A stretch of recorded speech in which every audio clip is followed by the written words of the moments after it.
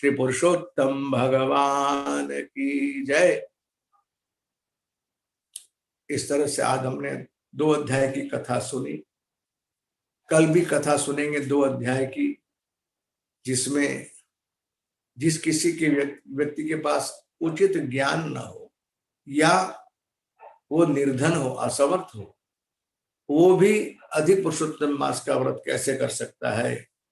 इसमें मुग्धा नाम की एक भोली स्त्री की कथा है, उसकी कथा हम कल सुनेंगे। कल 2 अध्याय सुनेंगे, 32 और 33। कुल हमें सुनना है 35 अध्याय शुक्रवार तक, और शेष 2 अध्याय रहेंगे, उसकी कथा हम सुनेंगे परसों शुक्रवार को। और अधिक पुरुषोत्तम मास के माह की कथा उसी के साथ हम पूरी करके इस कथा को विराम देंगे।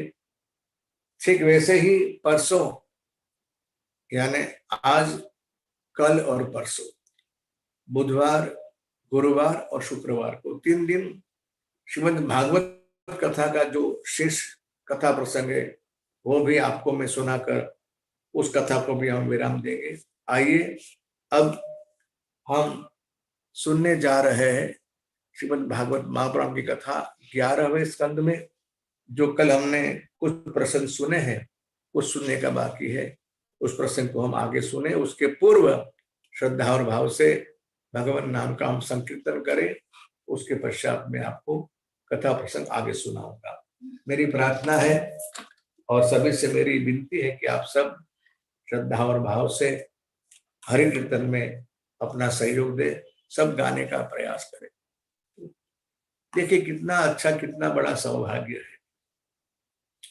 इसे तो मैं सौभाग्य ही कहता हूं। हर एक परिस्थिति को हम आजकल की भाषा में कहूं तो पॉजिटिवली ले, नकारात्मक न ले। हमें ये स्थिति मिली है कि हम बलात् घर में रहे, परवश होकर भी, चाहे कुछ भी वजह हो, लेकिन हम घर में रहकर, अपने घर में बैठकर भागवत की कथा अपने घर में लाकर घर में कथा सुन रहे हैं। हम सुन चुके हैं ना कि भागवत कथा तो गंगा का प्रवाह है, और ये प्रवाह यदि हम चाहे तो घर तक आ सकता है। लेकिन आपने देखा होगा आज तक के जीवन काल में आपने कि बहुत कम लोग ऐसे होते हैं कि जिनके घर में भागवत कथा सुनने का अवसर मिले। इस बार ये भगवान की करुणा ही है। करुणा और करुणा में क्या फर्क पड़ता है?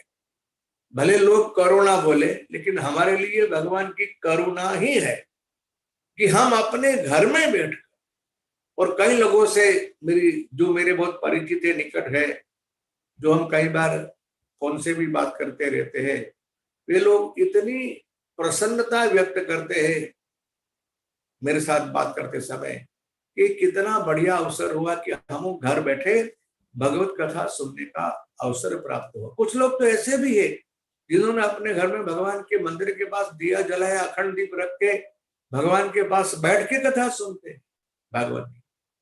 और यही तो सत्य है कि हमारे जीवन में ऐसा अवसर दोबारा कब आएगा, मुझे नहीं आएगा ऐसी बात नहीं है, आ सकता है। लेकिन अब की बार भविष्य की बात छोड़ो, भूतकाल की बात छोड़ो, वर्तमान की बात करो, तो हमें अवसर मिला घर में बैठकर भागवत कथा सुनने का। और इसके साथ साथ अधिक पुरुषोत्तम मास का पूरे महीने का व्रत हमने अपने घर में रहकर व्रत किया, और इसी के साथ अधिक पुरुषोत्तम मास की जो महात्मा है उसकी कथा भी सुनी और भागवत कथा भी सुन रहे हैं। अब इससे अधिक हमारा सौभाग्य का क्या हो सकता है? स्नान भी हुआ, दान भी हुआ, भजन भी हुआ, ध्यान भी हुआ, पूजा भी हुई, श्रवण भी हुआ, सत्संग भी हुआ। ये हमारे प्रभु की यूं ही समझ लो कि विशिष्ट कृपा का ये फल हमें अपने घर बैठे हुए। आप सब अपने मित्रों को भी याद करें, अपने आप को धन्य मानते हुए, क्योंकि हमारे भागवत कथा के माध्यम से ऐसा कहा जाता है कि भागवत कथा से, श्रवण से पितरों का उद्धार होता है। और अभी हमने कल या परसों ही सुना कि अधिक पुरुषोत्तम मास का व्रत करने से समग्र पितरों का उद्धार भी होता है, तो वो भी हुआ और भागवत कथा भी हुई। हाँ, हमें याद करना है मन से प्रभु हो, मन से संकल्प करना है कि प्रभु ये आपकी कृपा से हमारे जीवन में संभव हुआ, बस आपकी कृपा ऐसी बनी रहे और इसका पुण्य हम आपके चरणों में समर्पित करें और आप ऐसी कृपा करें कि दिन ब दिन हमारा भजन बढ़े, हमारी भक्ति बढ़े, हमारा आपके प्रति समर्पण बढ़े, हमारी माया नष्ट हो, हमारा मोह नष्ट हो, हमारा अहंकार नष्ट हो, हम अपने आप को संसार के जहाँ जोड़कर बैठे हुए हैं वो संसार का अपनापन नष्ट हो और हम आपको ही अपना माने, हम आपको ही सब कुछ मानकर अपने आप को हमारी समग्र संपत्ति के साथ आपके प्रति हमारा समर्पण। ये बहुत उत्तम विचार है। आइए आज की कथा में ही यही कुछ चर्चा आने वाली ऐसा लगता है मेरे को, तो हम पहले कीर्तन कर लें, उसके बाद कथा प्रसंग में आगे बढ़ेंगे। श्रद्धा और भाव से सब गाने का प्रयास करें, ऐसी मेरी पुनः प्रार्थना है। एक बार जय घोष कर लेंगे। श्री द्वारकाधीश की जय। राधे राधे गोविंद गोपाल राधे राधे राधे गोपाल राधे राधे राधे राधे राधे गोविंद गोपाल राधे राधे राधे गोविंद गोपाल राधे राधे गोविंद गोपाल राधे राधे राधे गोविंद गोपाल राधे राधे राधे गोविंद गोपाल राधे राधे राधे राधे राधे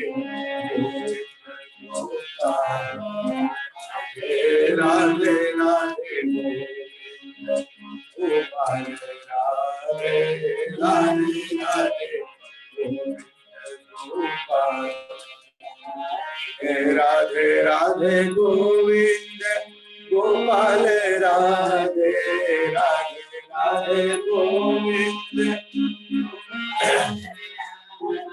राधे राधे गोविंद गोपाल राधे राधे राधे गोविंद गोपाल राधे राधे गोविंद गोपाल राधे राधे राधे गोविंद गोपाल राधे राधे गोविंद गोपाल राधे राधे गोपाल राधे राधे गोविंद गोपाल राधे राधे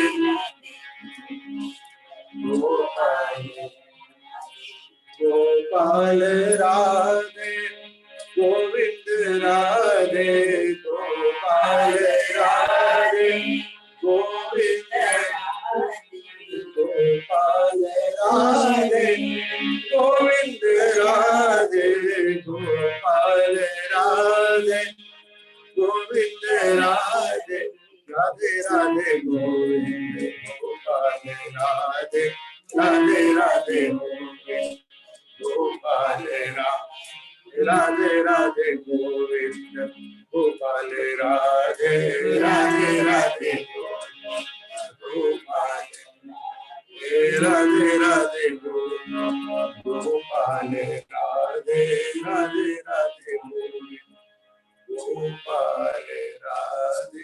बोलिए श्री वृंदावन बिहारी लाल की जय, श्री बांके बिहारी लाल की जय, सुखदेव जी महाराज की जय। श्री नारद उवाच एवं ते निमिना पृष्टा वसुदेव महात्मा प्रतिपूज्या ब्रुवन् प्रीत्या सदश्रुतविजं नृपम। कल कथा प्रसंग सुना हमने। भगवान वसुदेव जी महाराज के यहाँ नारद जी का आना हुआ। नारद जी तो द्वारका छोड़ के जाना चाहते ही, क्योंकि उन्हें भगवान द्वारका नाथ का सामीप्य सानिध्य छोड़ने की इच्छा ही नहीं। जरा सोचिए ना, ऐसा कौन अभागा होगा जो प्रभु से बिछड़ना चाहे। अब ध्यान देना मेरी बात पे कि भगवान किसी एक ही स्थान में है, ऐसी समझ हमारी अधूरी है, अज्ञान है। 11वें स्कंद में आगे यही बात आती, क्योंकि परमात्मा सर्वव्यापक ही है। हाँ, उन्होंने अपने रूप को छिपा रखा है। क्यों? कि रूप यदि कहीं दिखाई दिया तो हमारी ये धारणा हो जाए कि भगवान इसी स्थान में है। जो सर्वत्र व्याप्त है वह किसी एक स्थान में है, ऐसा मानना, ऐसा विचार उपयुक्त नहीं। आपको शायद याद भी होगा कि हमने एक बार चर्चा भी की है उस दृष्टांत के रूप से। सिर्फ याद कराता हूं, यदि हम ये प्रश्न पूछे कि हम सब जहां बैठे हैं वहां, वैसे तो हम बहुत दूर दूर बैठे हैं अपने अपने स्थान में, कोई कहां कोई कहां कोई कहां, तो हम जहां हैं वहां अग्नि है कि नहीं है?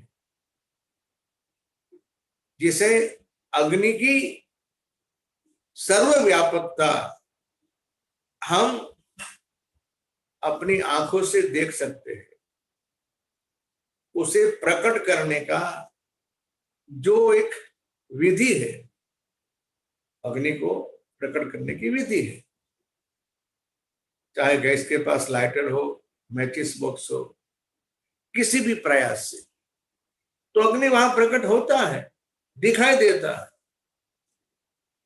इसका अर्थ यही हुआ कि कहीं किसी भी स्थान में अग्नि नहीं है ऐसा हम कह नहीं सकते।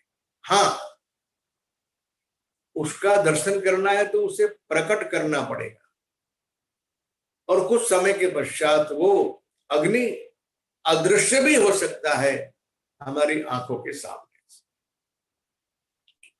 अब इस प्रश्न का कोई उत्तर नहीं है कि अग्नि कहां से आए और कहां गए। बुद्धिगत में चर्चा है, अग्नि कहां से आए और कहां गए, इस प्रश्न का उत्तर ही नहीं,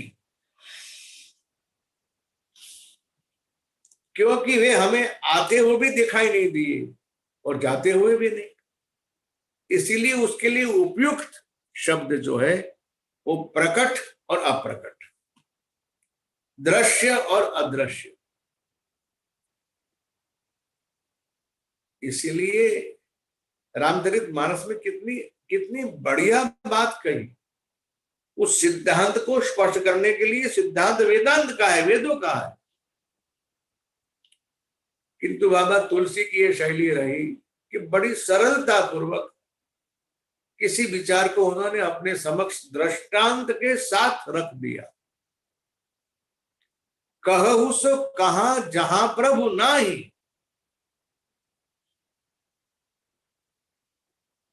और दृष्टांत क्या दिया जानते हो?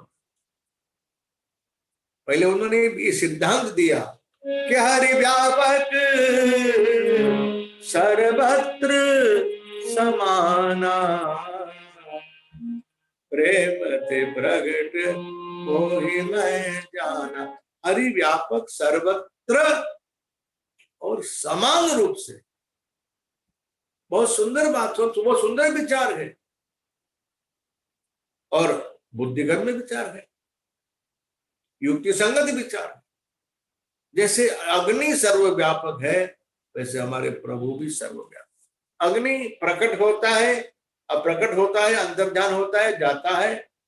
ठीक वैसे ही हमारे प्रभु प्रकट भी होते हैं और अंतर्ध्यान भी होते हैं। कहने का मूल जो बस सूत्र है वह है कि हरि व्यापक सर्वत्र समान। किसी ने पूछा महाराज हमें उसे प्रकट करना है, तो बिल्कुल सरल रीत है और बिल्कुल मुख्य में रीत है, प्रेम ते प्रकट। यदि आपके पास प्रेम है, समझ लीजिए कि आपके पास प्रभु प्रकट है। आप कहेंगे हमें आंखों से दिखाई क्यों नहीं देते, बस यही समस्या है। हमारी आंख की जो देखने की शक्ति है ना, वो बहुत सीमित है। देखिए व्यक्ति के जीवन में कुछ ऐसी आयु की सीमा रेखा आती है कि उसके बाद उसे चश्मे पहनने ही पड़ते हैं। कितनी बढ़िया बात है। यदि कुछ उम्र के बाद बगैर चश्मे के हम कुछ देख पढ़ नहीं सकते, ये सिद्ध करती है कि हमारी आंखों की शक्ति सीमित है। और आप जानते हो प्रभु को देखने के लिए जो दृष्टि चाहिए, देखिए कागज के टुकड़े को नन्हे से बच्चे के पास रख दो आप, और वही टुकड़ों के साथ 10, 20, 50, 100 या 1000 की नोट रख दो आप, परिणाम जानते हो ना। उसके लिए रुपये पैसे की नोट और कागज दोनों समान है, उसके लिए खेलने की वस्तु है।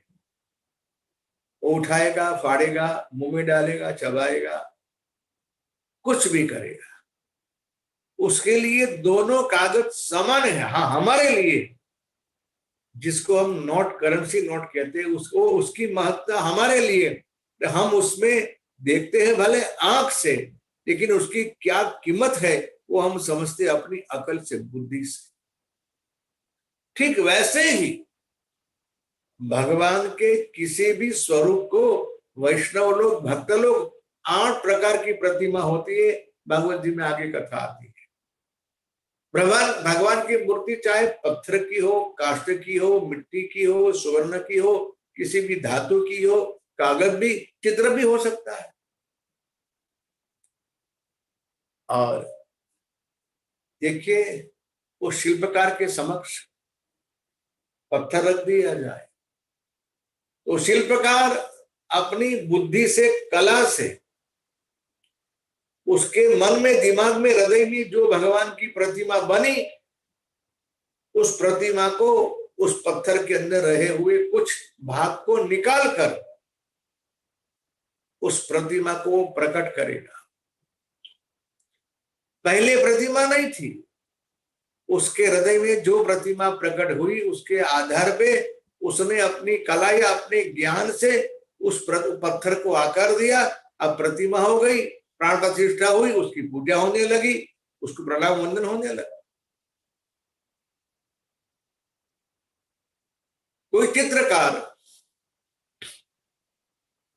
किसी कागज या वस्तु के ऊपर अपनी कला के माध्यम से, कलम से या रंग से भगवान की बड़ी सुंदर छवि निकाल के दे दे। अब पहले कागज पे कुछ नहीं था, उसके पश्चात वह कलाकार, चित्रकार ने जो प्रतिमा उसकी कल्पना में, उसके हृदय में, चित्त में प्रकट हुई, उस प्रतिमा को उसने उस कागज पे साकार बनाया। अब आप सोचिए पहले भगवान कहाँ है? हृदय। ठीक वैसे ही तो है, ध्यान के माध्यम से हमारे ऋषि मुनि वही तो मार्ग दिखाते। हमने द्वितीय स्कंद में, तृतीय स्कंद में भागवत जी के यही तो कथा सुनी है। ये तो कमाल की बात कि हमारे समक्ष भगवान की प्रतिमा कई प्रकार की है। यदि एक व्यक्ति की 10-20 फोटो ले लो आप, तो सब में सबका चेहरा समान आएगा, लेकिन यदि भगवान की 10-20 प्रति आप प्रतिमा लो या फोटो लो, समानता नहीं आएगी। और हम भी कितने चतुर है ना, देखिए ना, हम देखते हैं कि भगवान के हाथ में क्या है। यदि मुरली है, मोर मुकुट है, मोरपीछ है, तो हम कहेंगे बोलिए श्री कृष्ण कन्हैया लाल की जय। और यदि देखेंगे हाथ में धनुष बाण है, तो बोलेंगे रामचंद्र भगवान की जय। ये भी हमारी मान्यता ही तो है, और क्या है। किंतु नहीं, इस मान्यता के साथ साथ हमारे हृदय में जो भाव है, उनके प्रति जो प्रेम है, इसीलिए कहा हरि व्यापक सर्वत्र समाना।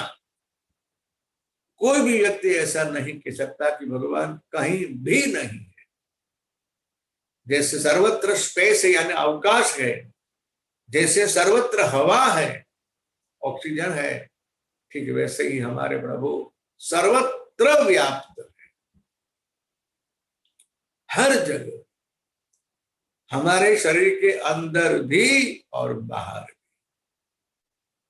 इसलिए तो कहा ना, और कितनी अच्छी बात कही, सर्वत्र व्याप्त तो है, लेकिन सर्वत्र होते हुए भी समान रूप से है, कहीं ज्यादा कम ज्यादा नहीं है। इसलिए कहा जाता है कि किसी भगवान के स्वरूप को किसी एक स्थान में ही समझना, प्रभु किसी एक स्थान में ही है, ये हमारे ज्ञान की पूर्णता नहीं है, अज्ञान है। हमारे प्रभु सर्वत्र व्याप्त है और समान रूप से व्याप्त है। हाँ, एक विचार सबकी बुद्धि स्वीकार करे या ना करे, उससे फर्क पड़ता नहीं, लेकिन स्वीकार करने वाले को लाभ होगा।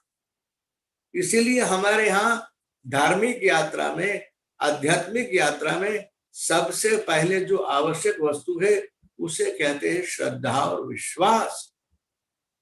रामचरित मानस का दूसरा ही श्लोक है, भवानी शंकरो वंदे श्रद्धा विश्वास रूपिणो याभ्याम विना न पश्यन्ति सिद्धाः स्वान्तस्तमेषु। अंदर रहे हुए परमात्मा का दर्शन योगी जन भी बगैर श्रद्धा और विश्वास के नहीं कर सकते। मेरे प्रभु भगवान को देखने के लिए जो दृष्टि चाहिए, उसे ही कहते हैं श्रद्धा और विश्वास। जैसे कागज के टुकड़े में हम रुपये पैसे को देखते हैं, ठीक वैसे ही भगवान की प्रतिमा में साधक भक्त वैष्णव अपने इष्ट का दर्शन करता है। भगवान बाहर है कि नहीं वो चर्चा का विषय नहीं है, लेकिन भगवान अंदर है कि नहीं, ये आस्था का विषय है, विश्वास का विषय। इसलिए वो बाहर भी है, अंदर भी है और बाहर भी।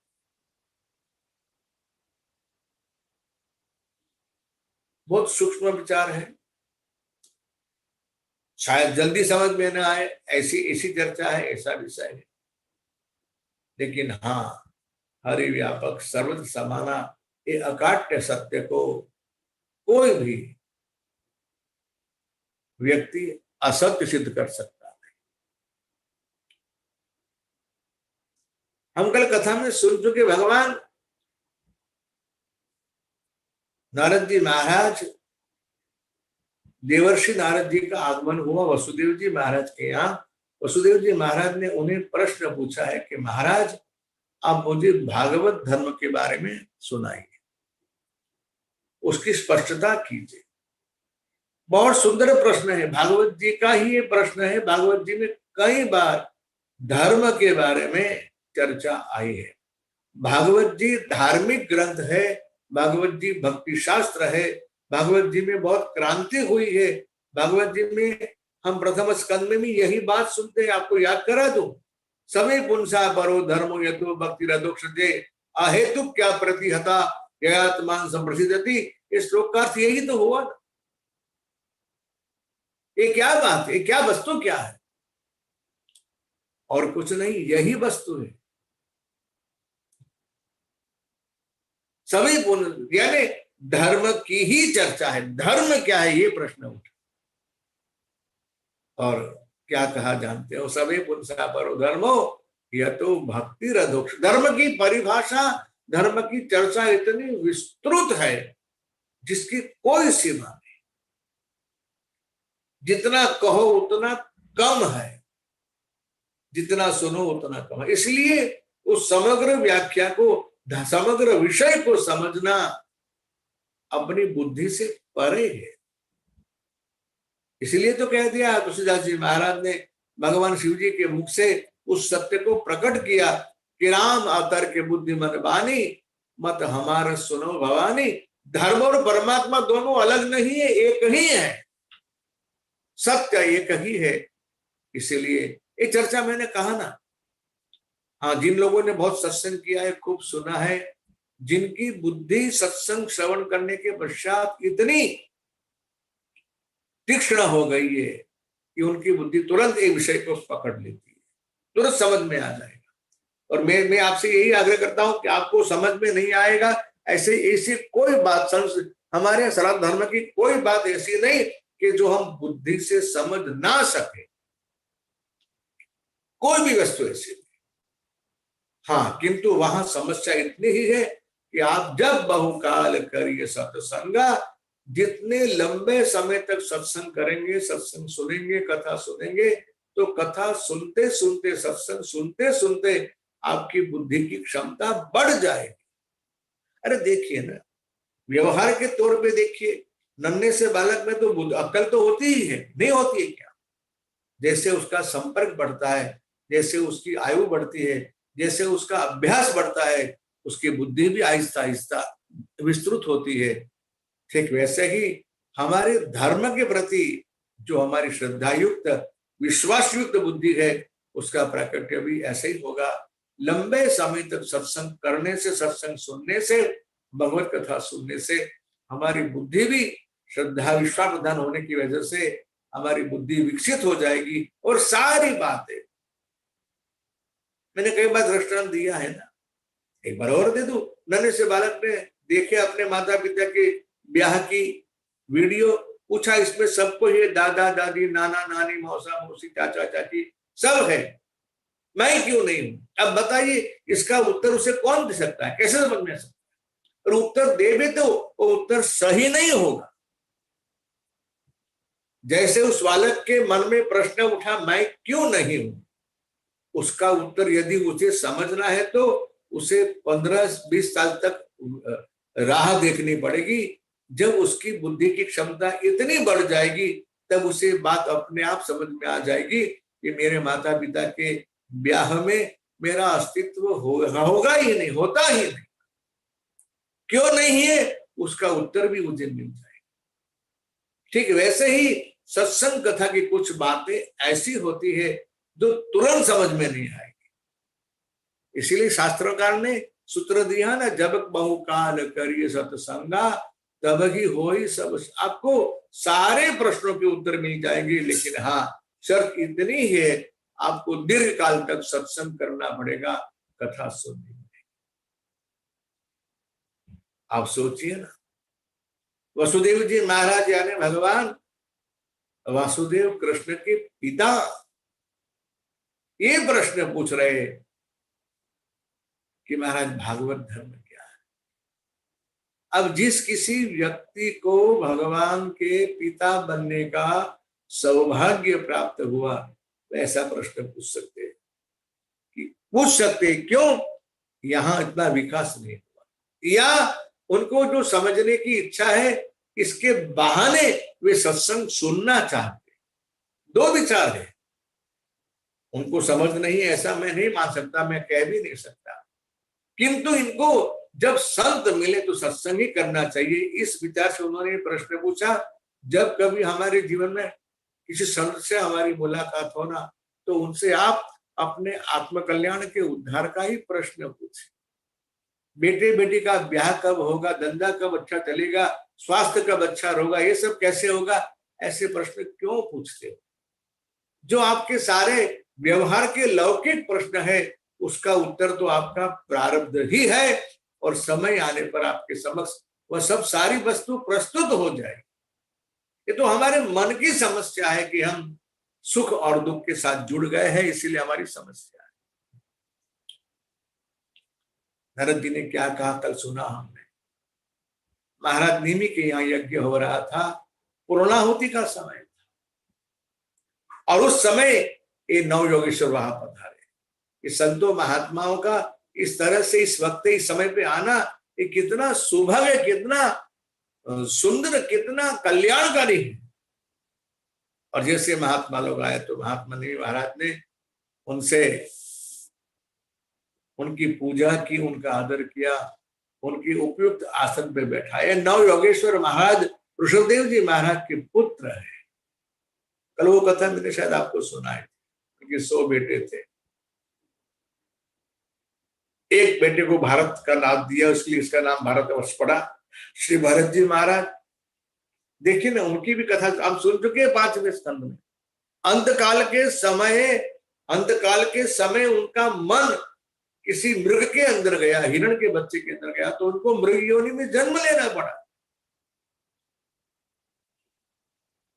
ये कथा में कितना सत्य है, कितना तथ्य है, वह ढूंढने का प्रयास न करे।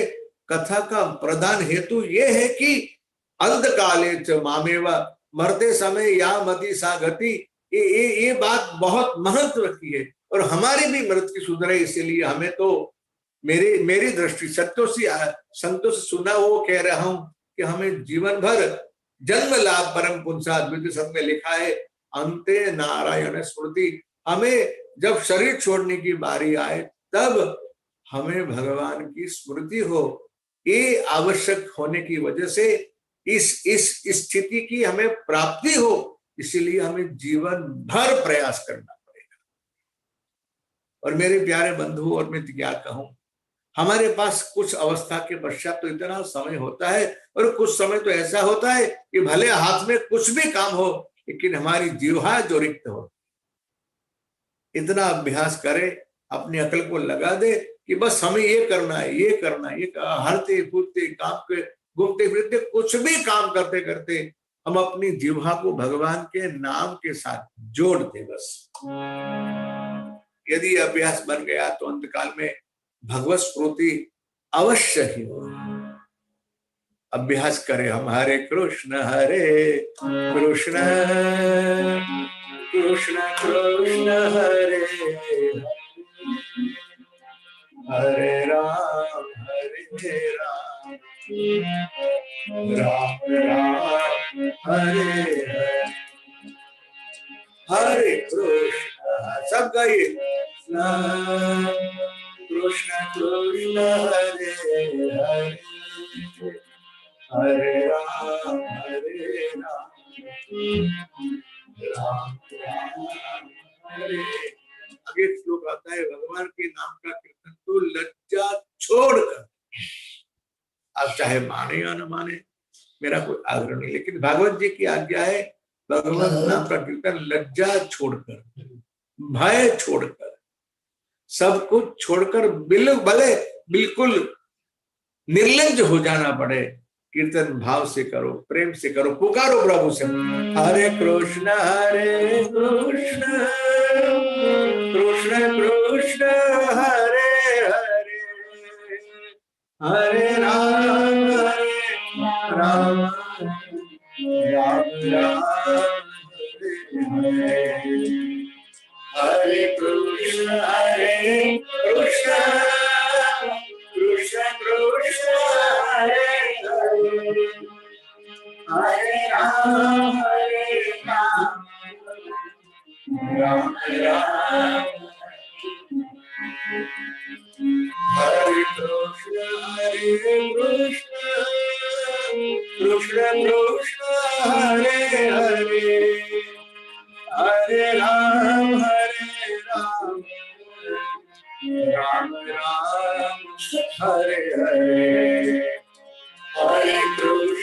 हरे कृष्ण कृष्ण हरे हरे राम राम राम हरे कृष्ण कृष्ण हरे हरे हरे राम राम राम हरे हरे हरे कृष्ण कृष्ण हरे हरे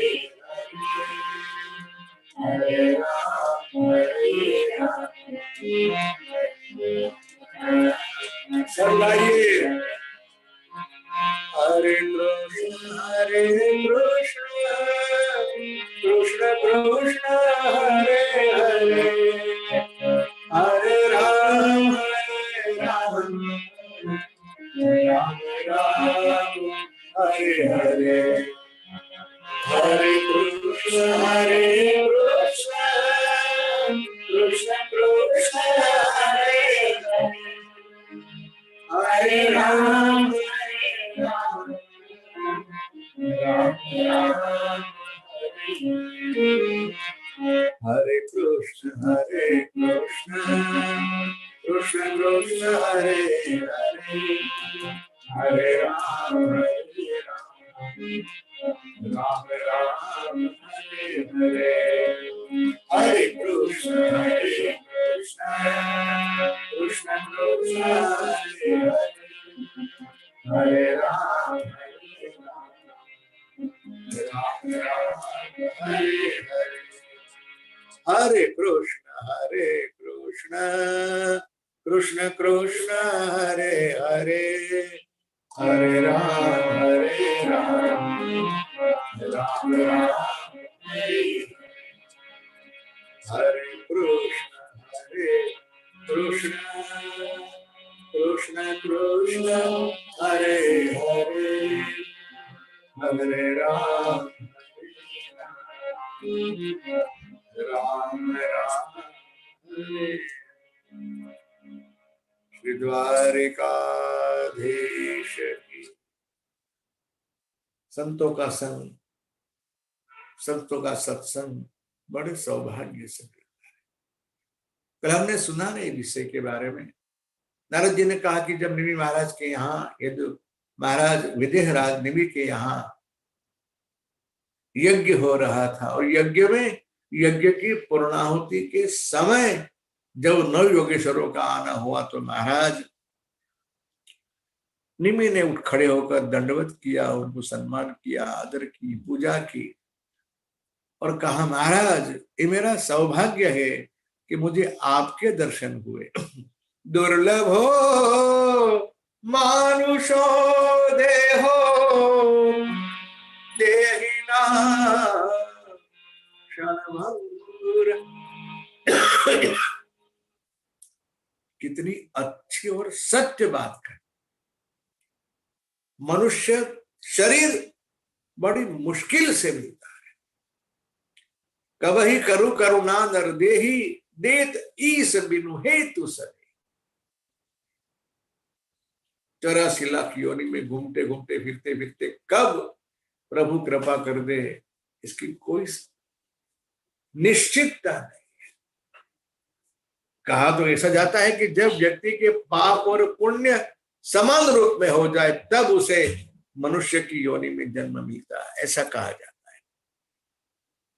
दुर्लभ हो मानुष भी। लेकिन तुरंत दूसरी बात क्या की, जान सब सुनी ना आपने, समझने आप, देहिनाम क्षण भंगुर, यानी शरीर का कोई ठिकाना नहीं, और एक शरीर क्षणभंगुर है, किस समय किसकी मृत्यु हो जाए कुछ नहीं कह सकते।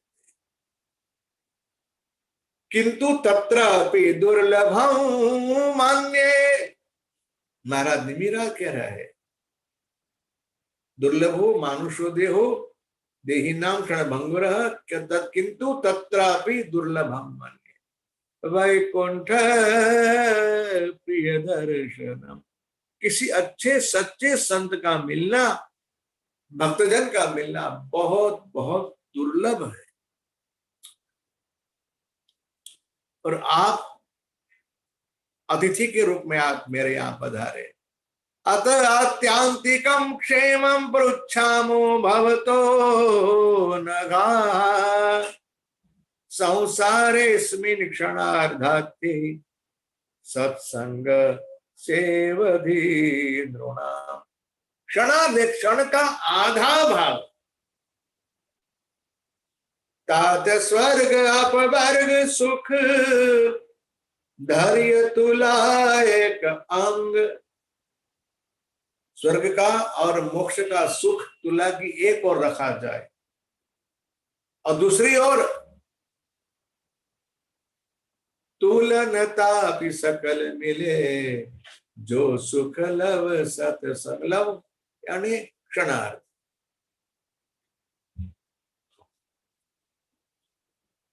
तीन लव का एक क्षण होता है।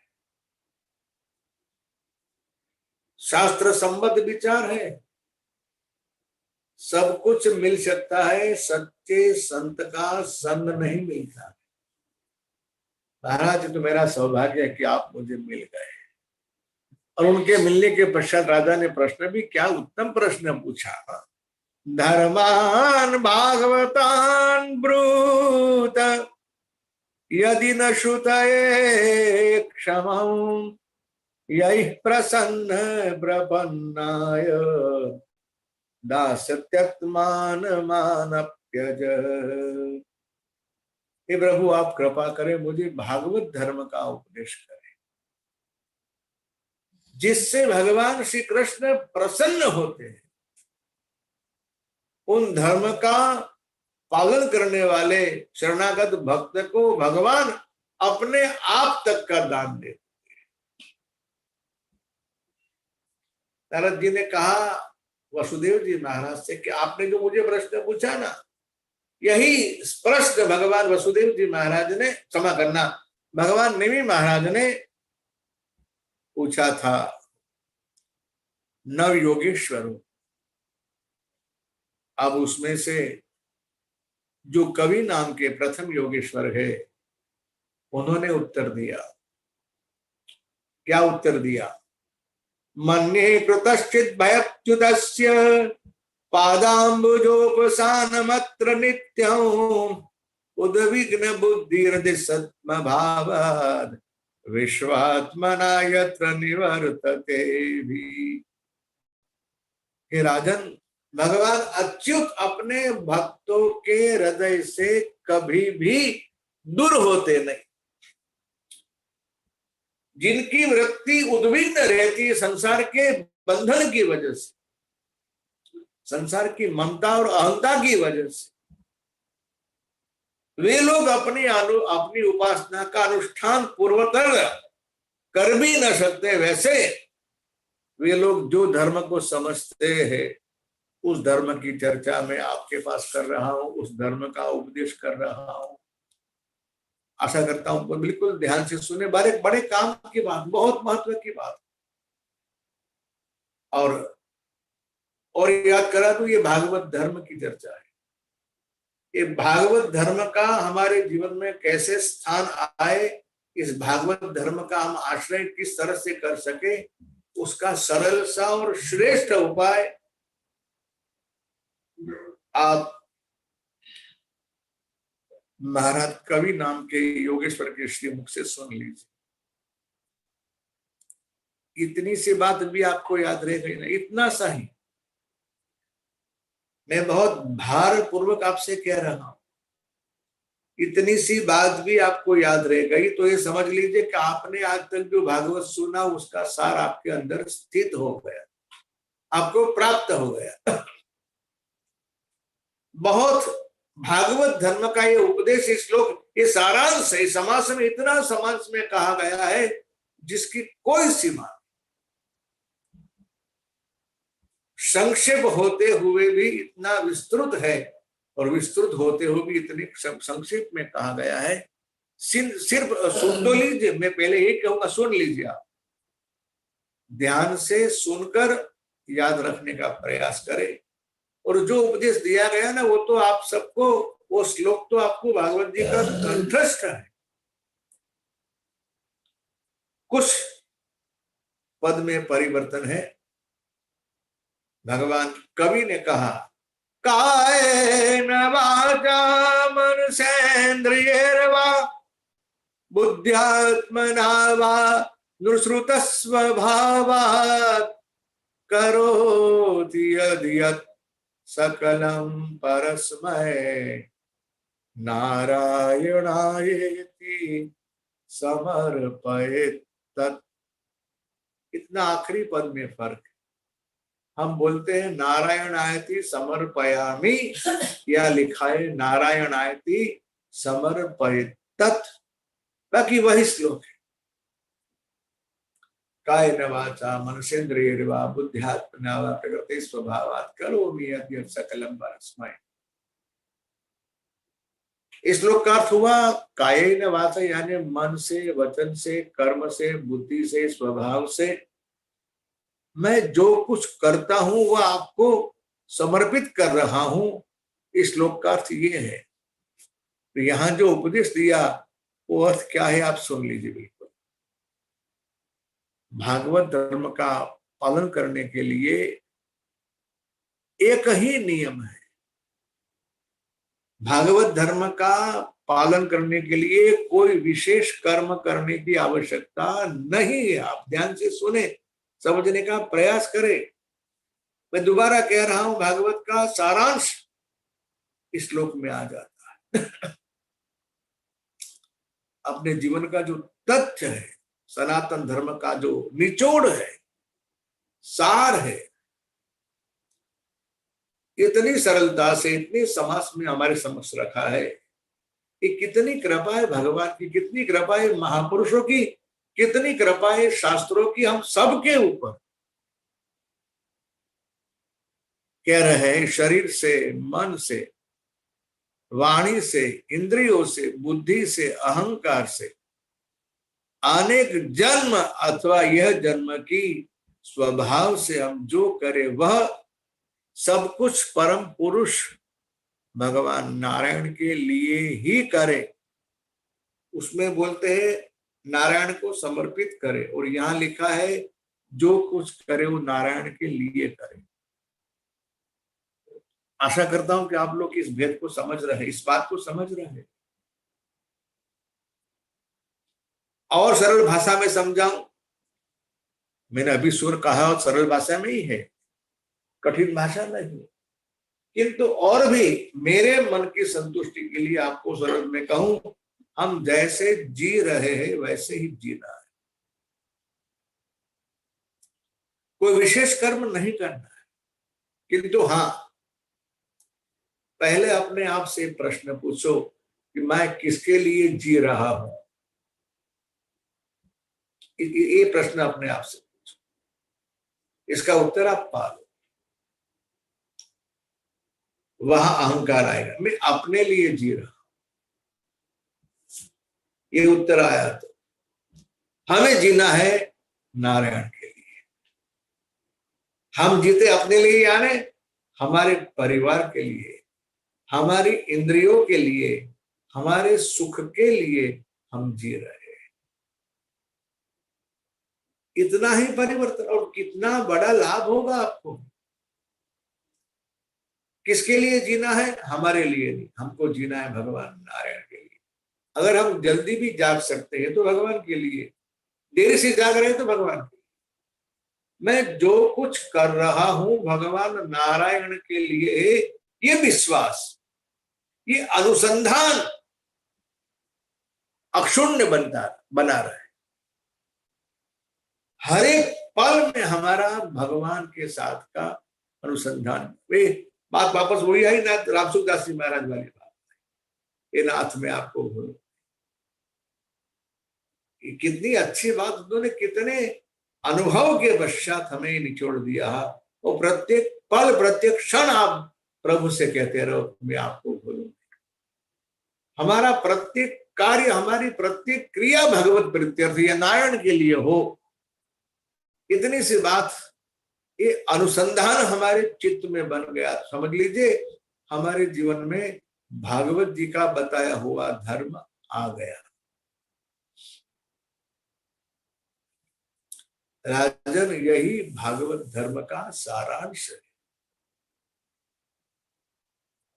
श्रवणं सुभद्राणि रथांग पाणेर जन्मानि कर्माणि च यानि लोके गीतानि नामानि तदर्थकानि गायन विलज्जो विसरेद संगः। ध्यान दीजिएगा, संसार में भगवान के जन्म की और लीला की जो बहुत सी मंगलमयी कथाएं प्रसिद्ध है, उसे आप सुनते रहो। अभी जो चर्चा हुई ना भागवत धर्म के श्लोक की, यदि उसके अनुरूप हमें अपना जीवन बनाना है तो हम क्या करना चाहिए? जो बात मैं कह रहा हूं हमेशा, और मेरे कहता भी रहूं, कह भी रहा हूं, कहूंगा भी वापस, कि आप नित्य सत्संग कथा श्रवण करने का नियम बनाइए। वही ये श्लोक सुन लीजिए, मैं आपके भागवत के श्लोक के माध्यम से बात कह रहा हूं। संसार में भगवान के जन्म की लीला की बहुत सी कथाएं प्रसिद्ध है, उनको सुनते रहना चाहिए। उनके गुणों और लीलाओं का स्मरण दिलाने वाले भगवान के बहुत से नाम भी है, उसका कीर्तन श्रवण करना चाहिए, उनका गान करना चाहिए। इसी प्रकार किसी भी व्यक्ति, वस्तु और स्थान में आसक्ति न रहे, न करके विचरण करना चाहिए। किसी भी वस्तु, व्यक्ति या स्थान में हमारी आसक्ति न रहे। वैसे हमारे लिए कठिन बहुत है, किंतु कठिन होते हुए भी यदि हमारा अभ्यास बन गया, हमारा चिंतन बन गया, हमारी वृत्ति उस विचार के ऊपर दृढ़ हो गई, तो असंभव नहीं। हाँ, प्रयास अवश्य करना पड़ेगा। और मैं तो यही कहूंगा प्रभु से हम प्रार्थना कर सकते, प्रभु से विनती। ऐसा मत समझना भगवान सुन नहीं रहे, नहीं नहीं नहीं, नहीं। आप जहां भी हो, जिस स्थिति में हो, स्त्री हो, पुरुष हो, कोई भी हो,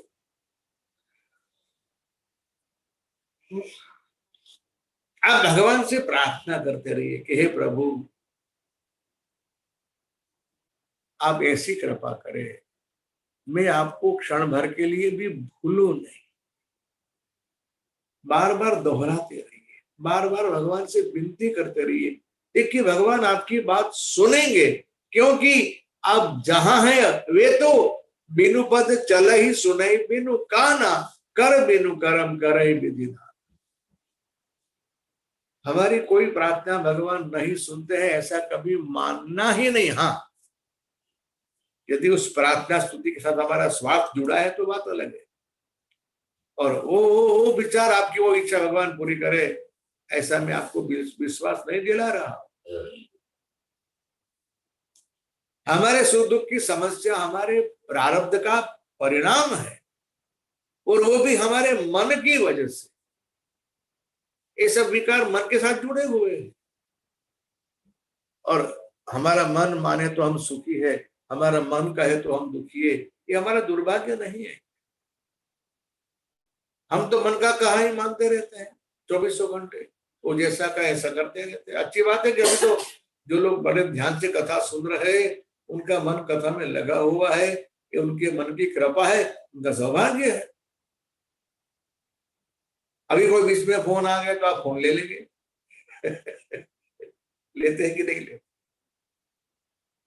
तुरंत बात करेंगे। हमारी तमाम वृत्ति जो कथा के साथ जुड़ी है वो बदल जाएगी, कहीं वहां चली जाएगी। बुरा कुछ नहीं, लेकिन अच्छा तो नहीं है। जब तक हम अपनी आत्मकल्याण की स्थिति में बैठे हुए हैं, हमने जब अपने आप को प्रभु के साथ जुड़ा हुआ है, तब तो कुछ समय के लिए ये बंधन से हम मुक्त रहने का प्रयास कर सकते हैं, और करना ही चाहिए।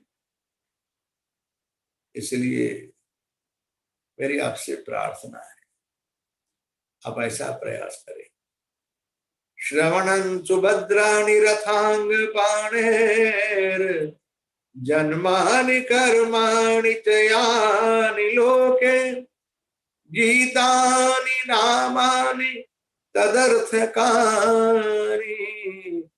गायन विलज्जो विसरेत असंग।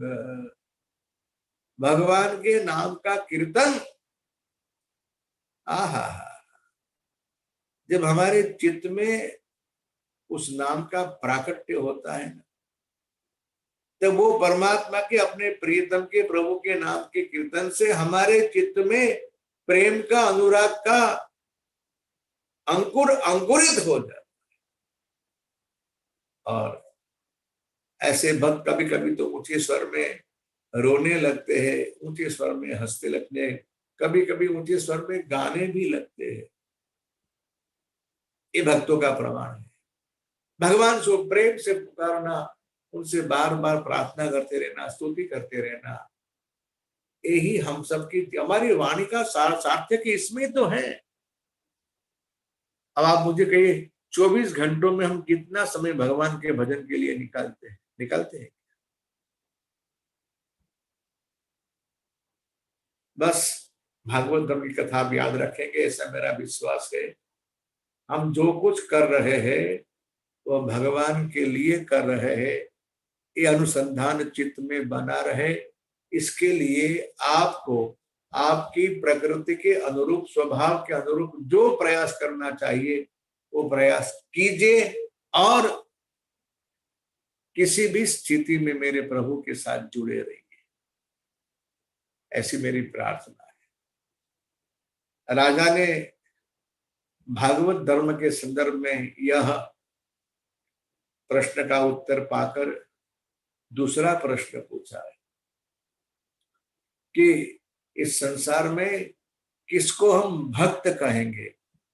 अथ भागवतम ब्रूत यद्धर्मो यादृशो नृणाम् यथा चरति यद्ब्रूतेर् यर्लिंगे भगवत प्रियः। ग्रंथों में, शास्त्रों में चर्चा कई बार आ चुकी है, कई प्रकार से, क्योंकि ये चर्चा के माध्यम से ही तो हमें वह शिक्षा मिलती है। राजा ने पूछा कि महाराज, अब आप कृपा करके मुझे भगवत भक्त के लक्षण का वर्णन कीजिए।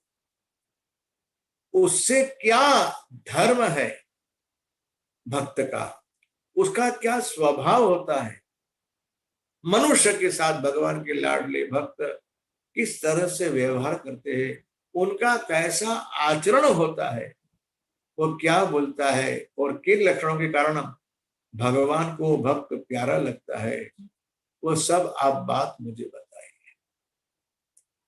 अब इसका उत्तर हरि नाम के जो भगवान योगेश्वर है, उसका उत्तर वो दे रहे हैं।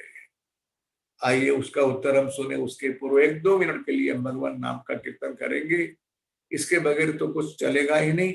और यही तो हमारी कमाई है, सत्संग कथा में जितना हमारे मुख से भगवान के नाम का उच्चार हो। आपने कथा सुनी होगी जनाबाई की।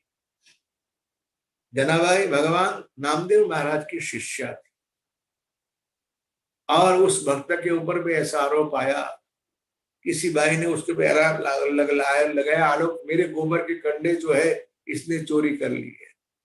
नामदेव जी महाराज ने पूछा कि सत्य है क्या? जना ने कहा, गुरुदेव मैं आपसे असत्य कैसे कह सकती हूँ, लेकिन हाँ चोरी तो मेरे कंडे हुए हैं गोबर के, और वो करी मेरे चोरी हुए। अब उसमें घर के जाके देखिए कि मेरे कंडे बनाए हुए, मेरे हाथों से बनाए हुए कंडे उसके घर में है कि नहीं है। अब भगवान नामदेव जी महाराज ने पूछा कि जना तो मुझे ये बता कि उसके घर में जितने कंडे हैं गोबर के, जो वो तेरे हैं या उसके हैं, वो कैसे सिद्ध होगा? और आप उत्तर सुन के आपको लगेगा आश्चर्य, किंतु ये सत्य है, सत्य घटना है, घटी हुई घटना, इतिहास है। नामदेव किसी जना जो कहा उसका उत्तर सुनिए, आपको आश्चर्य होगा, लेकिन ये सत्य है। जना के बारे में ऐसा कहा जाता है कि जब वो अपना कुछ भी कार्य करती थी ना, तो प्रत्येक कार्य करते करते उसके मुख में भगवान का नाम था।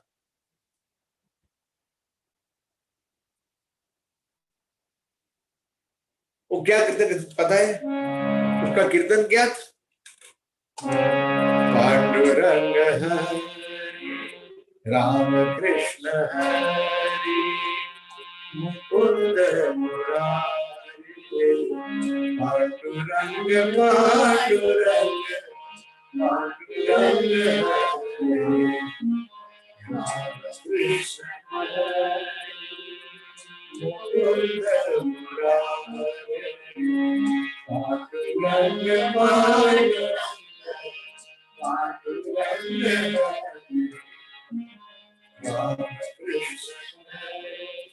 ऐसी मैंने कथा सुनी कि भगवान द्वारका से तिरोधान लीला करने वाले थे।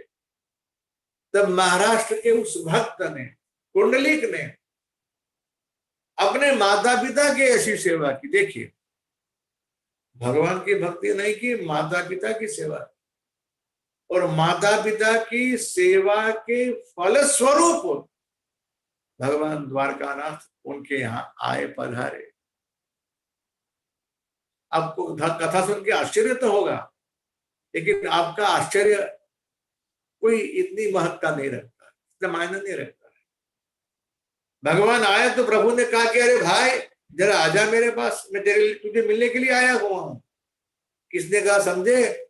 भगवान द्वारकाधीश ने। तो उसने क्या उत्तर दिया जानते हो? मैं अभी व्यस्त हूं।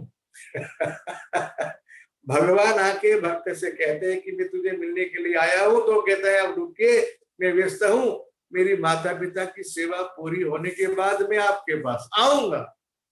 एक तो भगवान बगैर बुलाए आए, और भगवान को भक्त ने कहा कि महाराज आप रुक के खड़े रहिए, जब तक मेरे माता पिता की सेवा ना हो मैं आपके पास नहीं आऊंगा।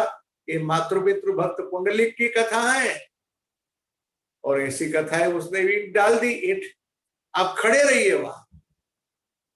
ओह क्या कहूं, मैं सुने अपने कानों से ऐसे भक्तों की कथा। हाँ, भक्तों का चरित्र हमेशा सुनना, बहुत लाभ होगा। भक्तों की कथा सुनने से लाभ क्या होगा? उनके जैसा बनने की हमारी इच्छा होगी। भगवान का भजन कैसे किया जाए उसकी शिक्षा मिलेगी। भगवान संसार के माया के बंधन से ये बड़े बड़े भक्तों ने कैसे अपने आप को गृहस्थाश्रम में रहते हुए भी प्रभु को प्राप्त किया, उसकी शिक्षा मिलेगी। तुकाराम जी महाराज के बारे में सुना है ना, वे जब कहीं चले जाए ना कीर्तन करने के लिए, और दूर दूर वो कहाँ बैठे पता न चले, और भोजन के समय उनकी धर्मपत्नी उनके लिए भोजन लेके जब निकलती थी, वो कहाँ ढूंढे। ऐसी कथा मैंने सुनी है। एक चौराहे के ऊपर आकर धरती के ऊपर वो कान लगाती थी, कौन सी दिशा में, चौराहे के ये बाजू वो बाजू, कहाँ गए। और जब कान लगाती, क्यों लगाती कान, उसको पता है मैं कान लगाऊंगी तो जमीन में से वो जहां बैठे बैठे विठलनाथ का कीर्तन करते हैं वो ध्वनि मुझे सुनाई देगा।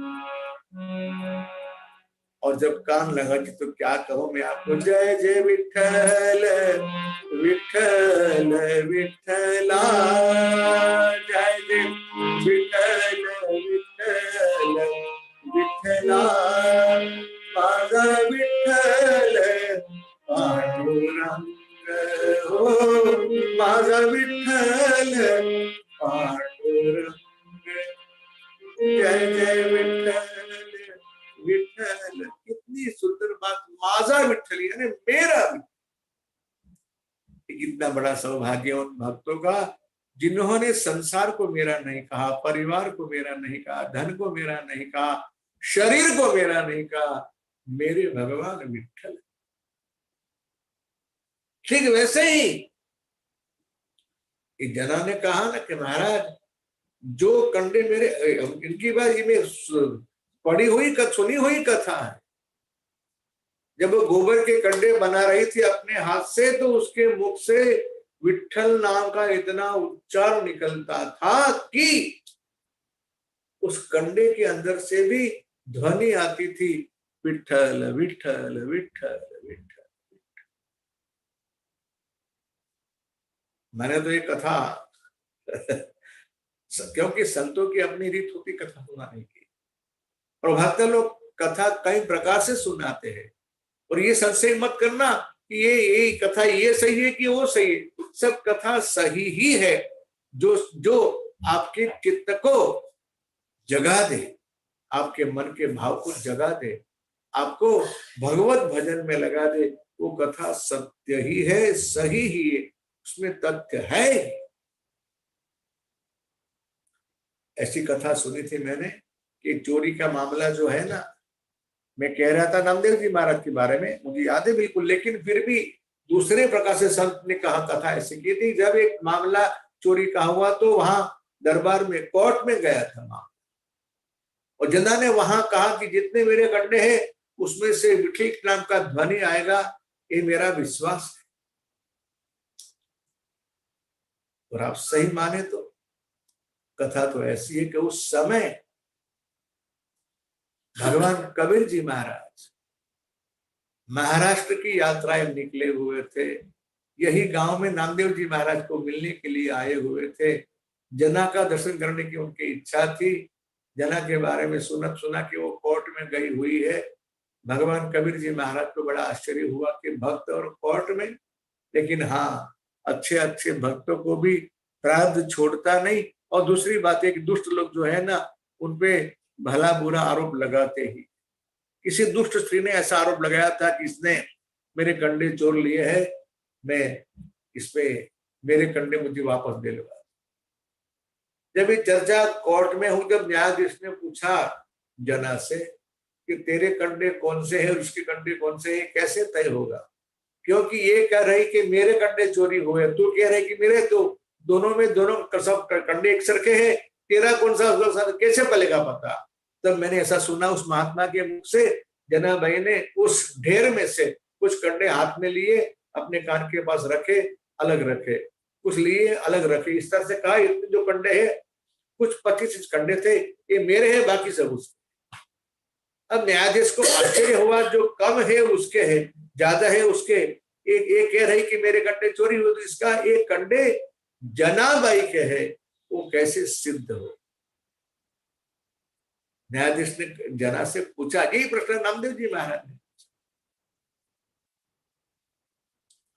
जना ने कहा, महाराज इसमें से मेरे प्रभु के नाम की ध्वनि सुनाई देती, जैसे आजकल लोग वो लगाते हैं, हेडफोन लगा के सुनते हैं ना गाने वगैरह, वैसे। अब आप मुझे कहिए कि विचार को न्यायाधीश कैसे माने, क्योंकि उसका तो क्षेत्र बुद्धि का ही रहा, विश्वास को लेवा जाए उसके पास है ही नहीं, कोई लेन देन विश्वास साधु से है ही नहीं। उसने कहा कि जना जरा देखे, मैं भी देख लूं, इसमें से विठल के नाम की ध्वनि आती है कि। वो सारे कंडे जो जना भाई ने अलग रखे थे, जिसमें से उसने विठल के नाम की ध्वनि सुनी थी, वे कंडे न्यायाधीश के पास रखे, और न्यायाधीश ने सारे कंडे बारी बारी अपने कान के पास रखे, देखा, लेकिन किसी भी कंडे में से उनको विठल के नाम की ध्वनि सुनाई नहीं दी। उसने कहा, तू गलत बोल रही है, तो कोर्ट के साथ भी असत्य व्यवहार कर रही है, ये सही नहीं है। मैं जो आपसे कथा कह रहा था, मैंने जो कथा सुनी हुई है मेरे प्रभु, तो वहां उस कोर्ट में हमारे दक्षिण समग्र उत्तर भारत के काशी के महात्मा कबीर जी महाराज जो आए हुए थे, वो वहां मौजूद थे। उन्होंने आगे आकर कहा, अपना परिचय दिया कि महाराज मैं निकला हुआ हूं यात्रा के लिए, काशी से आया हूं, मेरा नाम कबीर है, और मुझे इस बात में हस्तक्षेप नहीं करना चाहिए, लेकिन मैं जानना चाहता हूं कि जो कंडे जनाबाई ने अलग रखे हैं, उसमें से विठल के नाम की ध्वनि आती है कि नहीं। क्या कहूं मैं आपसे, आपको आश्चर्य होगा सुनकर। कबीर जी महाराज ने कंडा लिया, अपने कानों के पास रखा, और वो तो नाचने लगे, जय जय विठल विठल विठला, जय जय विठल विठला, आजा विठल पांडुरंग, ओ आजा विठल मधुर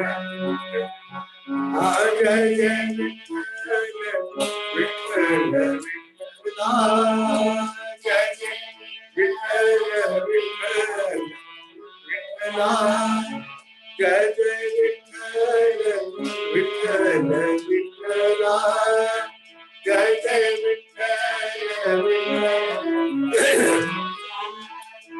माझा विठ्ठल पांडुरंग ओ माझा विठ्ठल पांडुरंग ओ माझा विठ्ठल। कबीर जी महाराज तो नाचने लगे, कहा वाह वाह। अब आश्चर्य हुआ जज साहब को कि आपको सुनाई दिया, मुझे सुनाई दे रहा है, क्या बात है, इसका रहस्य क्या है? कबीर जी ने कहा कि महाराज आपको सुनना है क्या? अब कोर्ट तो प्रमाण चाहती है कि हाँ हाँ सुनना है, सुनना है, क्यों नहीं सुनना है। महाराज क्षमा करे, अब मेरा कहा मानेंगे? अरे क्यों नहीं मानूंगा, मुझे सुनना है। तो कहा कबीर जी ने, महाराज पहले तो आपको अपने स्थान से खड़े हो जाना पड़ेगा। जिस न्यायाधीश की कुर्सी के ऊपर आप बैठे हैं ना, उसको छोड़ दो, पहले उस पद से ऊपर से खड़े होकर नीचे आ जाए। अब उस न्यायाधीश को इस कंडे में से विठ्ठल की आवाज सुनने की इतनी प्रबल जिज्ञासा थी, वहां से खड़े हुए। अब क्या करूं, क्या कहूं मैं आपसे? कबीर जी ने कहा कि महाराज आप जना से कहे कि वह अपना करकमल आपके मस्तक के ऊपर रखे। जैसा हमने किया, और मैं क्या कहूं आपसे मेरे नारायण, जब जज साहब के मस्तक के ऊपर जना ने अपना हाथ रखा तो वो नाचने लगा, जय जय विठ्ठल विठ्ठल विठ्ठल विठ्ठल विठ्ठल विठ्ठल जय हरि विठ्ठल विठ्ठल विठ्ठल विठ्ठल विठ्ठल जय हरि विठ्ठल विठ्ठल विठ्ठल जय हरि विठ्ठल विठ्ठल विठ्ठल विठ्ठल जय हरि विठ्ठल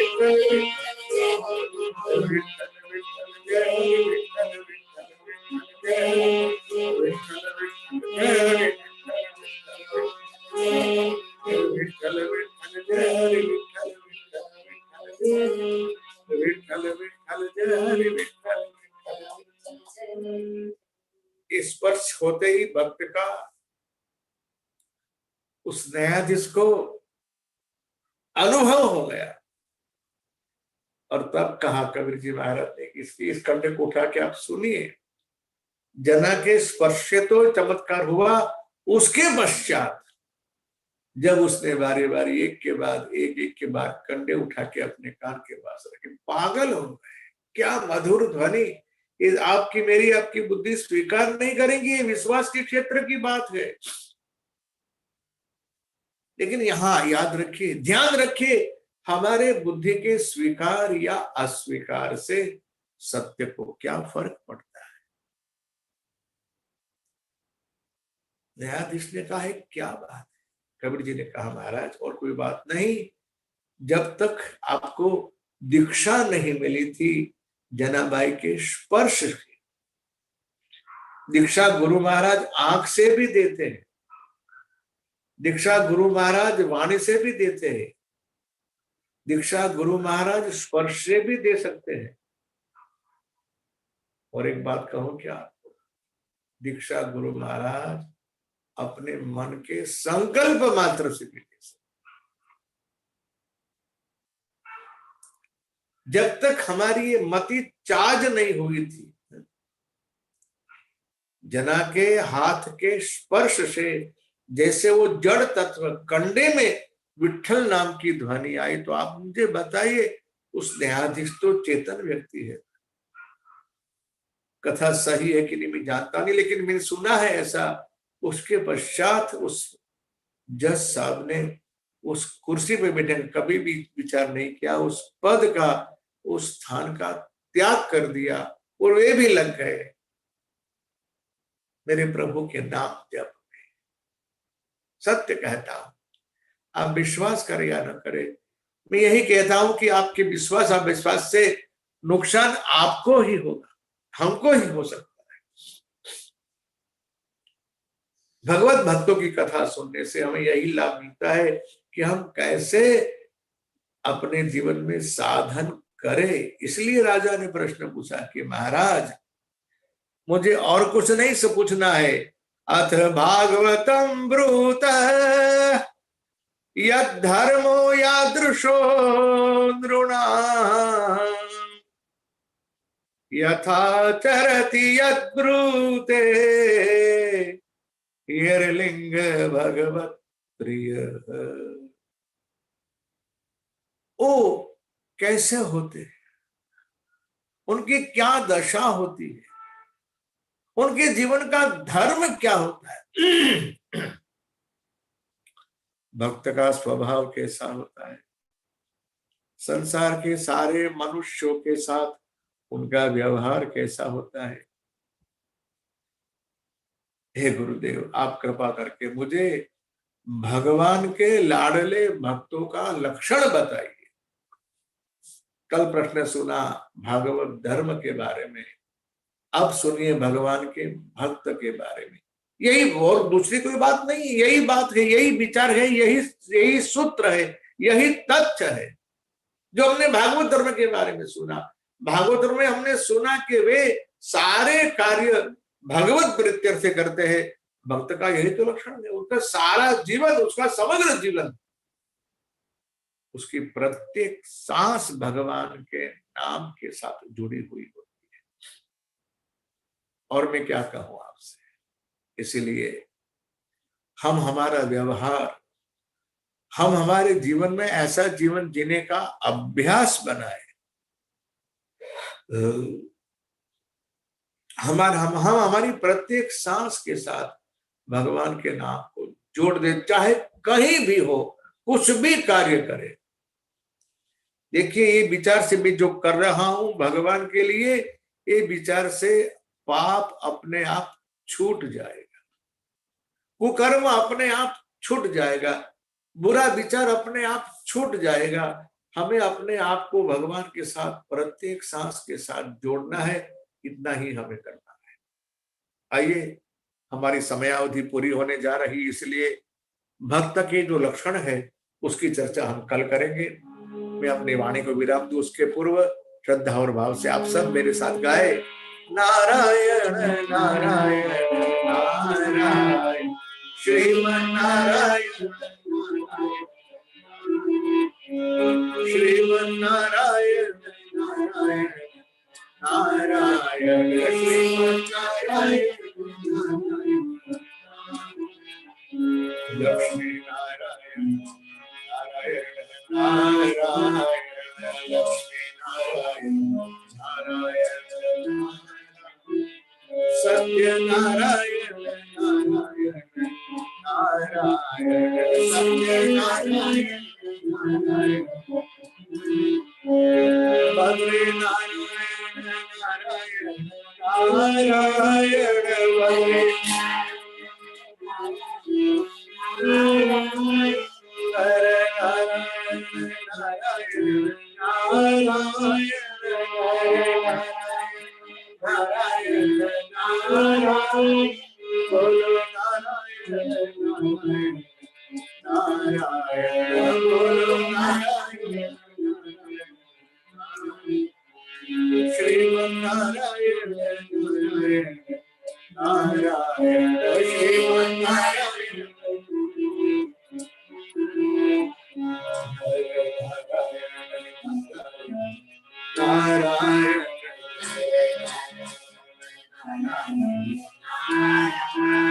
बद्री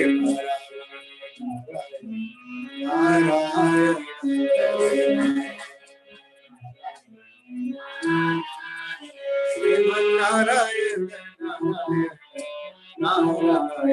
श्रीमन नारायण नारायण बोलो नारायण नारायण बोलो नारायण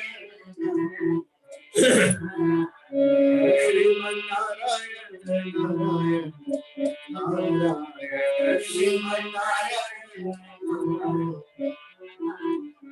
कायेन वाचा मनसेन्द्रियैर्वा बुद्ध्यात्मना वा प्रकृते स्वभावात् करोमि यद्यं सकलं परस्मै नारायणायेति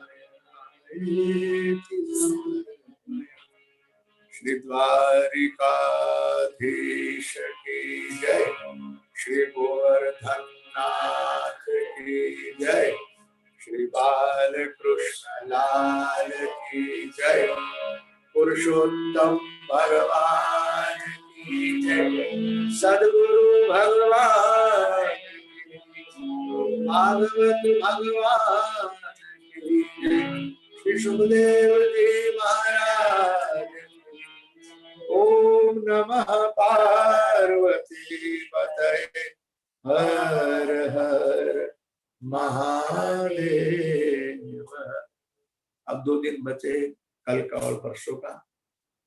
कुछ कथा कल सुनाएंगे, बाकी शेष कथा परसों सुनाकर इस कथा को सत्र को विराम देंगे। आप सबको आज मेरे जय श्री कृष्ण, जय सिया राम, जय भगवान। और कल शाम को 5 बजे मिलेंगे। आप सबको मेरे राधे राधे, जय हो जय हो।